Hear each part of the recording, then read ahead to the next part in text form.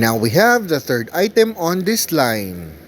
Ito ang Crayola Rocket Activity Coloring Book. So sa pangalan pa lang, no? Definitely magkukulay ka dun sa book. Pangtanggal stress. At nakakaaliw talaga ang mga coloring book. Naalala ko dati bumili ako ng mga simpleng coloring book lang ng pantanggal ng stress. At ito na siya. Silipin nga natin kung anong mga items ang nasa loob. Anong hula nyo? Open na natin, dahan-dahan, baka masira ang box. So taktak natin, wala na. First up, we have the colorful stickers. Yan, mga spaceship at astronaut, no? Ito rin ang mga stickers, parang part ng spaceship yan. Tapos sabi glow in the dark daw yung stickers. Activity book yung nasa loob. Pero first, check natin ang crayon. Orange Crayola ang meron tayo. So, anong mga activity kaya to? No, may alien, may astronaut. Ito yung spaceship nila.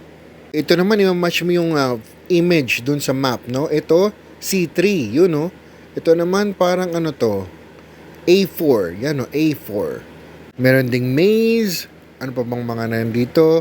Uy, connect the dots, yan. At coloring book. For sure, kung may ganun kayong iba't ibang Crayola na iba't iba yung kulay, yun ang gamitin nyo, no? Kasi orange ang binigay nila rito. Ang pangit naman kung yung coloring book mo, orange lahat, no? Hiram ko muna kay kuya at ate ng kanilang Crayola. Pero panalo to, maraming activities dun sa book. Hindi lang siya basta coloring book. Ayos.